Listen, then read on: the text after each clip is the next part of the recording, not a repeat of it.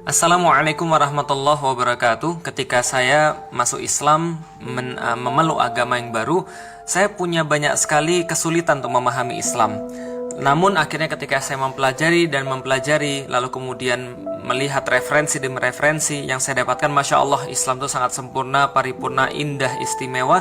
Dan saya mencoba untuk menyederhanakannya bagi orang-orang awam yang baru mau belajar tentang Islam, orang-orang yang baru mau tahu tentang Islam, yang mereka yang berhijrah dan mau mempelajari agamanya. Saya coba sederhanakan, dan akhirnya itulah yang kemudian menjadikan buku Beyond the Inspiration.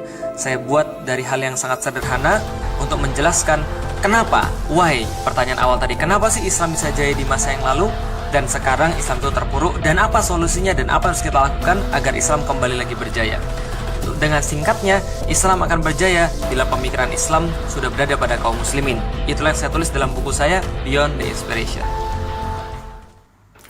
Assalamualaikum warahmatullahi wabarakatuh, teman-teman sekalian. Malam ini kita coba akan bahas tentang the new normal. Jadi ini adalah suatu kondisi pasca pandemik yang diharapkan ada sebuah kebiasaan baru yang dilakukan oleh banyak orang-orang, yang dilakukan oleh dunia sebenarnya, karena memang kita tidak bisa membatasi hanya pada lokal ataupun regional saja, tapi ini pada satu kondisi global. Dan kenapa kita perlu untuk membahas ini? Karena memang Islam adalah satu agama yang secara alamiah adalah agama berjamaah. Maka kalau kita berbicara tentang Islam, kita berbicara tentang jamaah, dan tentu saja ada banyak hal yang sangat terpengaruh di dalam kehidupan beragama kita ketika di masa pandemi ini. Nah, pertama-tama teman-teman sekalian, saya pengen untuk memberikan sebuah pandangan dulu tentang kondisi the new normal ini. Karena banyakkan orang-orang yang berpikir, ada yang ekstrim sekali memandang bahwa the new normal ini adalah bagian daripada konspirasi, tapi ada juga orang-orang yang sama sekali tidak peduli. Karena sebenarnya sebelum dan sesudah juga mereka tidak pernah melakukan satu perubahan. Nah, pertama-tama saya harus menyampaikan bahwa perubahan itu adalah sesuatu hal yang pasti. Jadi kita mau melakukan apapun, kita nggak mau melakukan apapun, perubahan itu sudah pasti ada. Ada ataupun tidak ada COVID, kehidupan manusia sudah biasa berubah dan terus akan berubah. Kita pun juga sama. Kita kemarin berubah daripada pola-pola hidup di masa yang lalu, tapi memang COVID ini memaksa kita untuk berubah lebih cepat, berubah lebih drastis, berubah lebih ekstrim. Kenapa bisa begitu? Karena memang kita dipicu oleh sesuatu hal yang memang tidak biasa atau sesuatu yang memang mungkin nggak datang setiap tahunnya.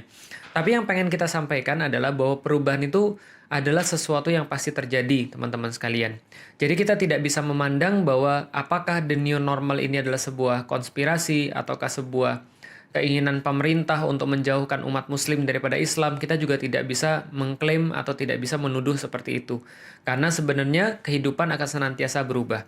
Di dalam Islam sendiri, kita mengenal ada yang namanya hakikat daripada satu perbuatan, ada yang namanya wasilah daripada satu perbuatan atau perantara. Jadi dalam satu perbuatan itu ada nilai intinya dan ada pengantar-pengantarnya.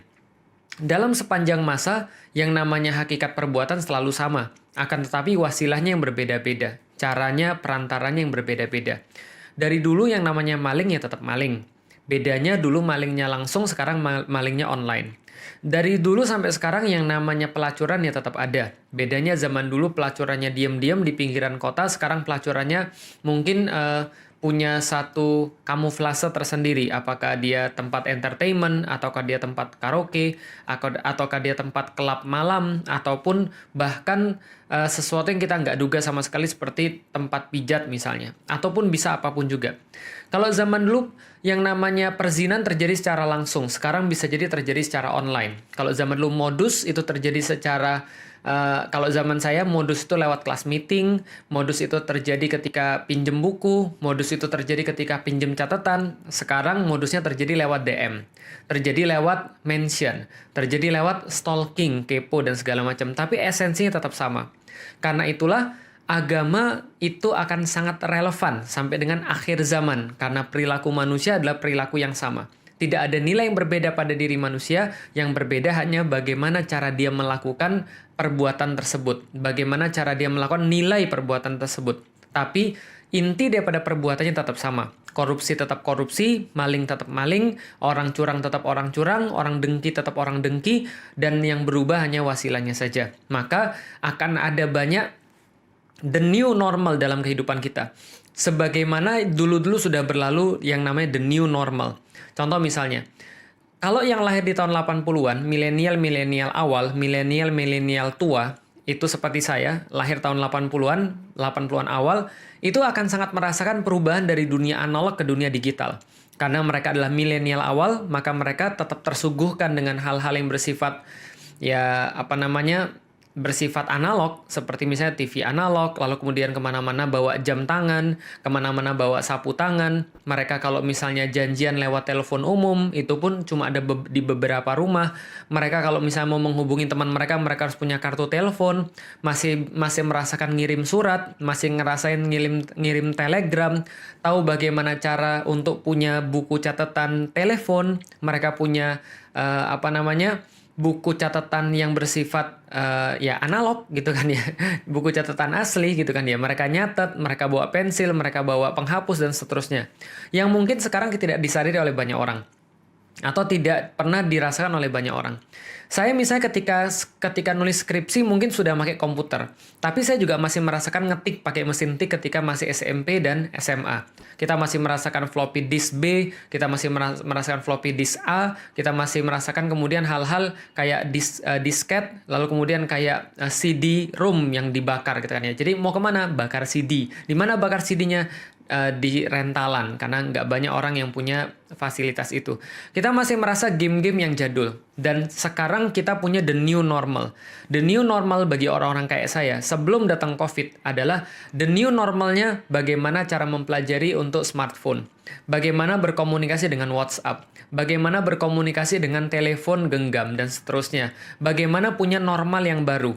Dulu ketika saya menulis buku, itu saya nulis buku sangat produktif. 2 pekan bisa jadi 1 buku. Tapi sekarang nggak bisa. Saya harus menyesuaikan diri dengan the new normal. Bagaimana cara nulis buku.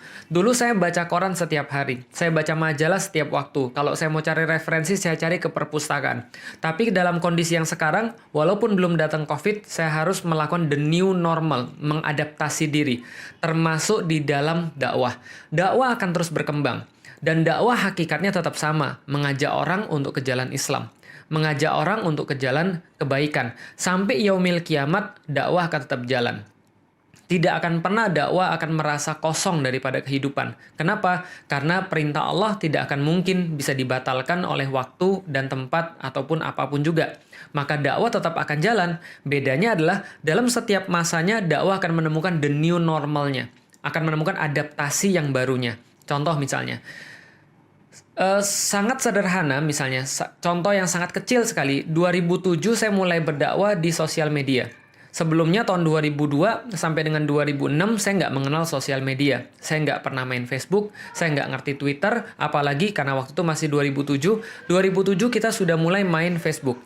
Dan ketika main Facebook, lalu kemudian kita ada di dunia itu, kita mulai melihat, oh ternyata dakwah tuh sekarang normalnya seperti ini. Oh ternyata yang kita dakwah ini sekarang normalnya kayak gini. Mereka tetap sama-sama manusia, mereka tetap punya karakteristik-karakteristik yang manusiawi, cuman ada perbedaan-perbedaan tertentu yang diakibatkan oleh the new normal.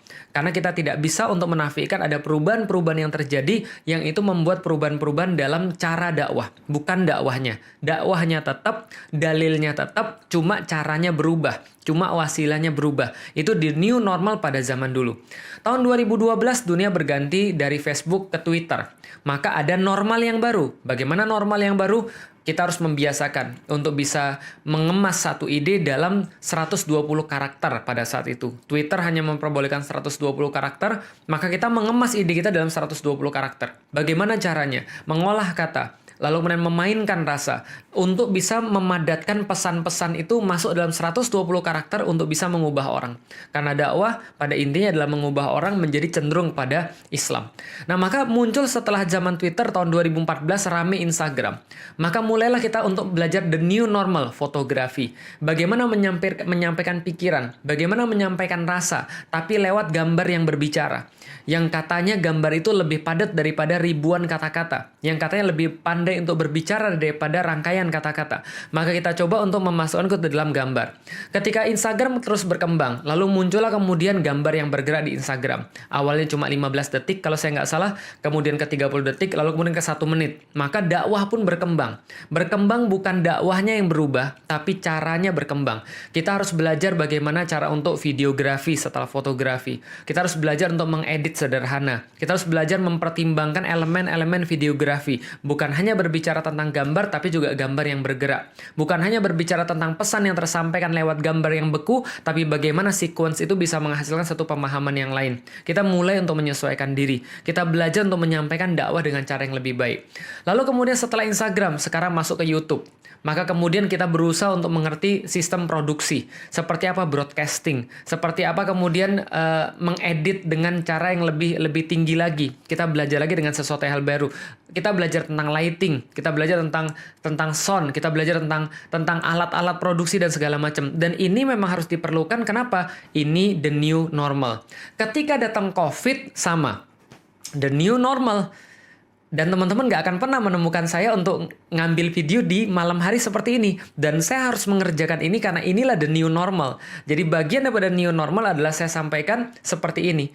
Ketika kita harus bikin kemudian ruangan dengan ruangan yang sama, dengan kemudian lighting yang sama, dengan sekreatif mungkin kita bisa menyampaikan pesan pada teman-teman sekalian. Kita tidak lagi hanya belajar tentang masalah broadcasting, tapi kita belajar tentang streaming. Kita belajar tentang bagaimana secara langsung kita bisa untuk berbicara tanpa editan, tanpa kemudian polesan, tanpa kemudian the show must go on, apapun yang telah disampaikan itu yang nanti akan didengar. Kita tidak bisa lagi untuk mengedit ataupun tidak bisa lagi untuk memotong, untuk menambahkan apapun. This is the new normal. Artinya senantiasa kehidupan kita akan berubah. The new normal akan selalu ada. Bedanya COVID hanya mempercepat, COVID hanya membuat skalanya lebih besar, hanya membuat kemudian kita harus beradaptasi dengan lebih ekstrim. Itu saja. Nah, kalau gitu teman-teman sekalian, apa yang dimaksud dengan the new normal ke depan? Kita tidak mau terjebak pada perdebatan istilah. Bagi saya, new normal hanyalah adaptasi biasa yang dilakukan oleh seorang manusia. Dari awalnya kemudian dia menghadapi satu situasi, ketika situasinya berubah, maka dia pun harus menyesuaikan diri walaupun tidak pernah mengorbankan nilai-nilai yang dia pegang. Felix sebelum COVID dan Felix setelah COVID tetap sama. Bedanya Anda akan lihat bahwa saya lebih mengerti banyak hal tentang masalah streaming. Saya lebih mengerti banyak hal tentang masalah editing. Karena kebetulan editor saya pulang kemudian ke kampungnya, kita harus ngerjain semuanya sendiri. Itu aja yang berbeda. Artinya saya tetap sama, isi kepala saya tetap sama, cita-cita saya tetap sama. Yang berbeda adalah saya lebih menguasai dunia pada zaman sekarang. Dan ini yang tetap harus kita lakukan. Kita harus paham yang mana yang namanya hakikat yang kita kejar dan yang mana yang cuma sekadar pelengkap atau wasilah atau cara yang bisa mengantarkan kita pada hakikat yang sedang kita tuju itu. Hakikat kita tetap mencari ridha Allah. Hakikat kita tetap berdakwah, tetap menyebarkan kebaikan. Cuman ada penyesuaian harus dilakukan. Itu aja sebenarnya the new normal yang kita lakukan. Adapun ketika ada orang-orang berkata bahwa wah ini COVID-nya adalah sebuah konspirasi yang dilakukan oleh pemerintah untuk menjauhkan kaum muslim dari masjid-masjid mereka.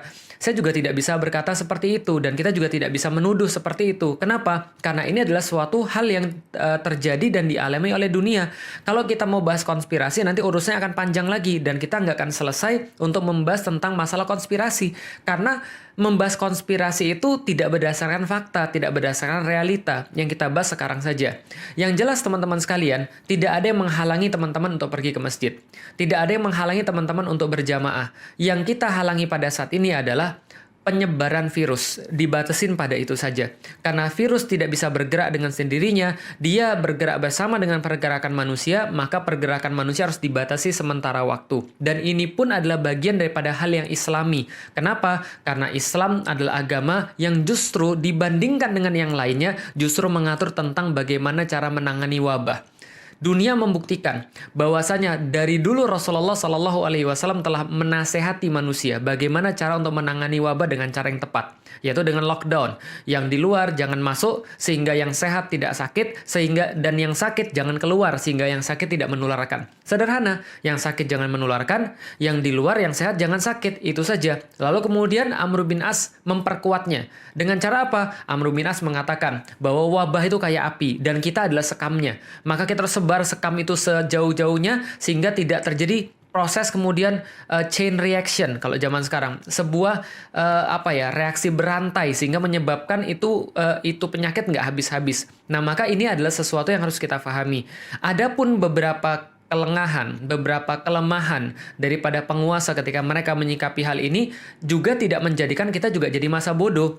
Kita tahu memang pemerintah kita, penguasa kita banyak sekali yang kurang. Mulai dari menjadikan candaan terhadap COVID ini di awal-awal, menjadikan bahwa COVID nggak akan bisa masuk karena Indonesia bebelit dan ribet urusan masuknya. Lalu kemudian mengatakan bahwa Indonesia sudah terbiasa makan nasi kucing, lalu dengan sebagainya, mengatakan bahwa kita war on COVID, lalu tiba-tiba berdamai, lalu tiba-tiba harus hidup seperti dengan istrinya karena istrinya kayak COVID. Ini adalah sesuatu yang memang kita tidak bahas di sini. Kenapa? Ya itulah pertanggungjawaban mereka terhadap Tuhan mereka nanti. Tapi kegilaan orang lain tidak menjadikan lantas kita juga boleh gila. Keabaian orang lain tidak lantas melegitimasi kita juga boleh untuk abai. Maka beberapa dokter mengatakan kepada saya, Ustadz boleh nggak kita Indonesia terserah? Terserah aja lah, kenapa? Kita pusing, Ustadz. Dan saya paham banget, seorang ahli pasti lebih merasakan daripada kita. Karena mereka tahu persis apa yang terjadi.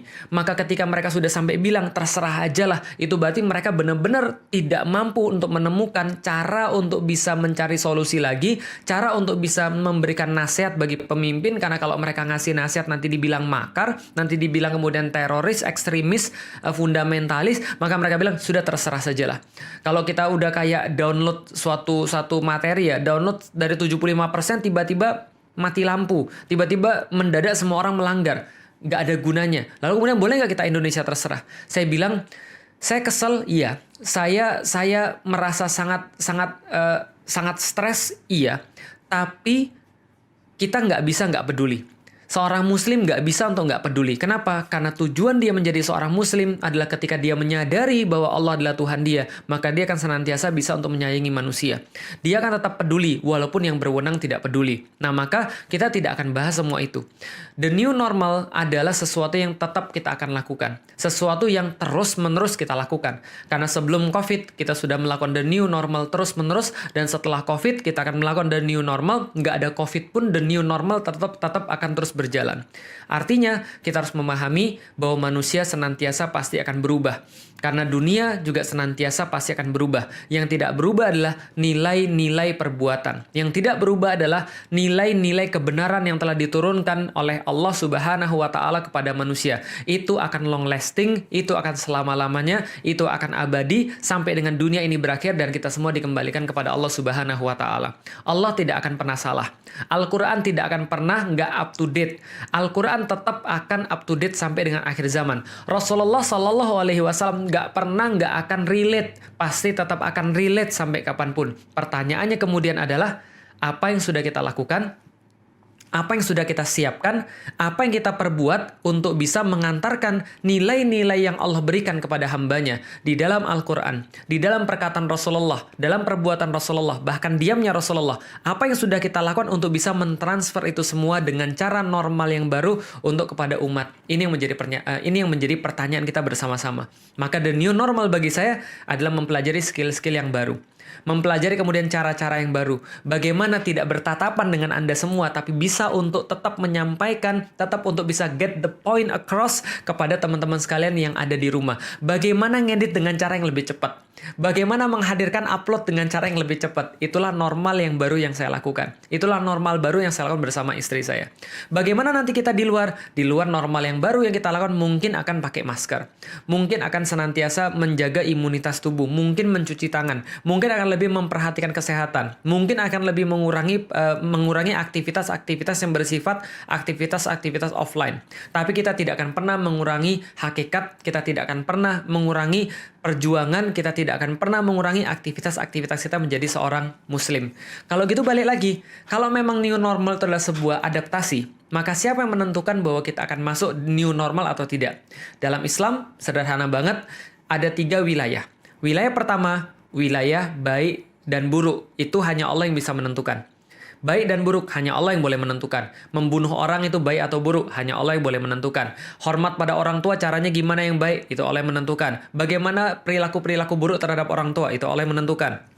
Bagaimana cara untuk mendapatkan harta yang baik, mengembangkan harta yang baik, menginfakkan harta yang baik, itu Allah yang menentukan. Maka Allah kata di dalam Al-Quran, Kutiba alaikumul qital wa huwa kurhul lakum wa asang takrahu syai'aw wa huwa khairul lakum wa asang tuhibbu syai'aw wa huwa syarrul lakum wallahu ya'lamu wa antum la ta'lamun. Di dalam Al-Qur'an Allah jelas-jelas mengatakan, kalian disuruh oleh Allah untuk pergi berperang. Sementara itu kalian kira buruk bagi kalian. Tapi kalian harus ingat kata Allah, apapun yang kalian benci bisa jadi itu adalah sesuatu yang baik bagi kalian. Tapi sesuatu yang kalian kira baik, kalian cintai bisa jadi itu buruk bagi kalian. Allah yang Maha tahu tentang baik dan buruk sedangkan Anda tidak tahu. Ayat ini jangan cuma dibaca dan jangan cuma dipakai ketika putus pacaran. Sudahlah pacarannya maksiat, pas putus kemudian pakai dalil. Dalilnya salah lagi pas pakainya. Apa yang dia katakan? Nggak apa-apa, Allah tahu yang terbaik. Walaupun dia putus daripada aku kira ini sesuatu yang buruk, tapi sebab itu baik bagi aku.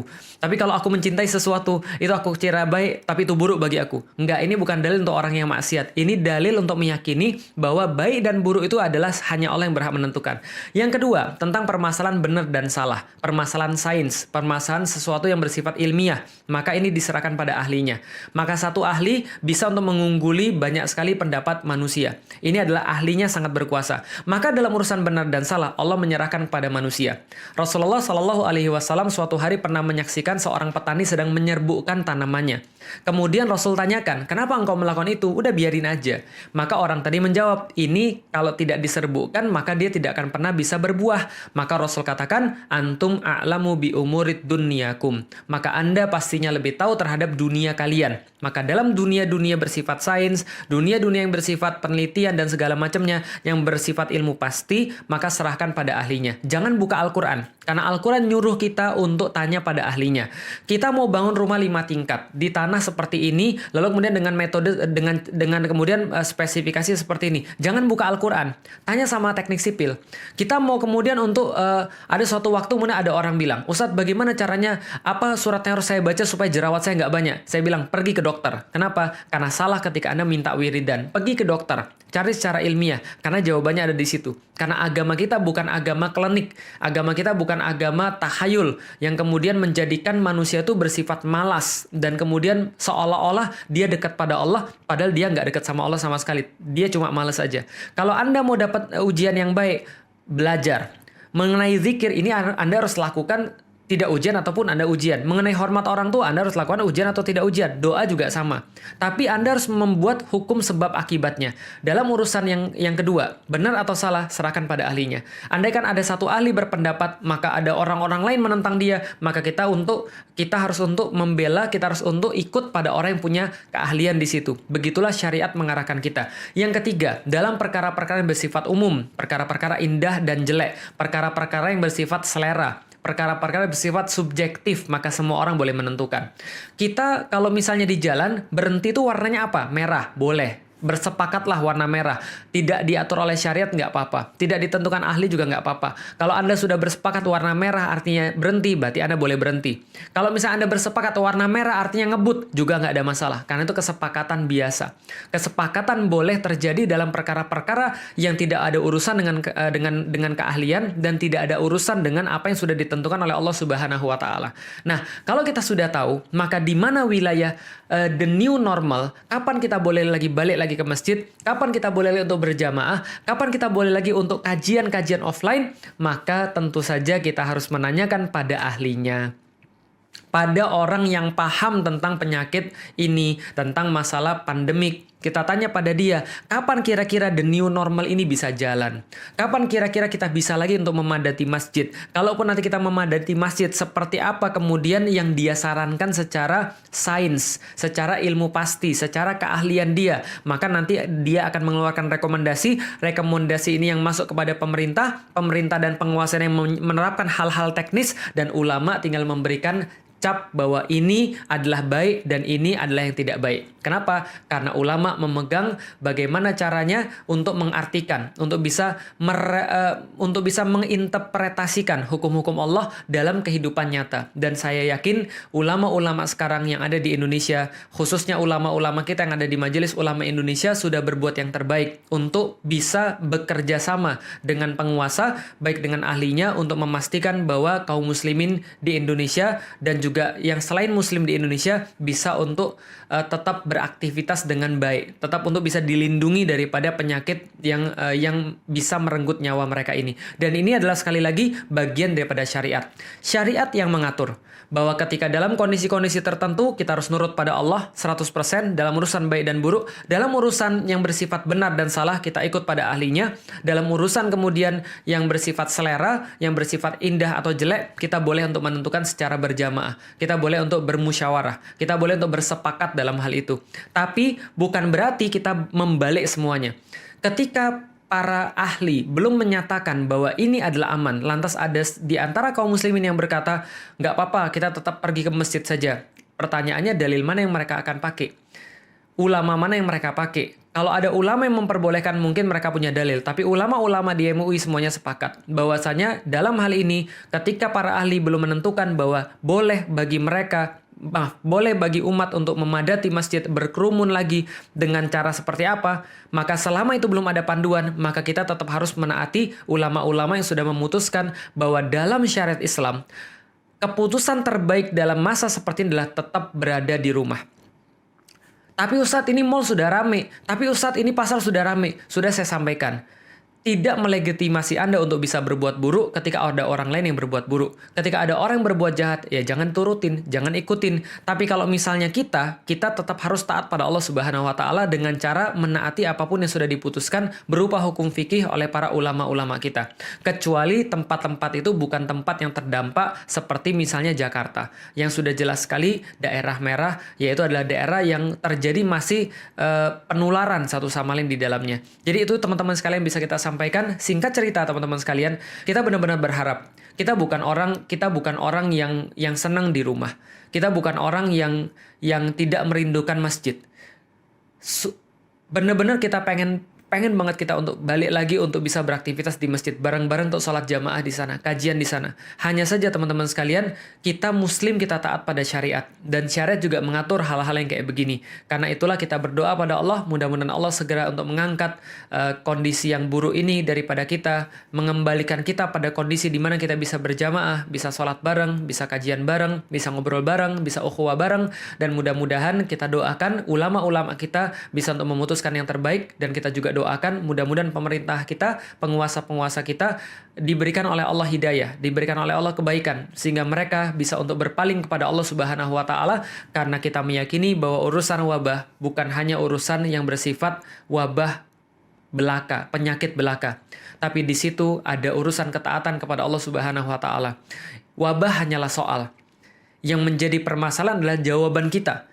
Apakah ketika kita diberikan soal, jawaban kita taat atau jawaban kita justru menjauh daripada Allah Subhanahu wa Ta'ala. Kalau memang sudah waktunya, selamat datang di The New Normal, selamat beradaptasi, dan mudah-mudahan teman-teman sekalian bisa tetap beradaptasi di dunia yang baru ini, di tatanan yang baru ini, walaupun bukan tatanan dunia baru seperti yang diinginkan oleh Yahudi, atau kalau memang nanti ada pembahasan tentang itu, nanti kapan-kapan kita akan bahas. Selamat datang di adaptasi yang baru, selamat datang di tempat-tempat yang baru di mana kita harus mengembangkan skill kita. Untuk apa? Untuk bisa tetap membawa dakwah ini tetap pada relnya. Untuk bisa tetap mengantarkan Islam seperti biasanya. Hakikatnya sama, nilainya sama, hanya saja wasilah yang berbeda. Assalamualaikum warahmatullahi wabarakatuh.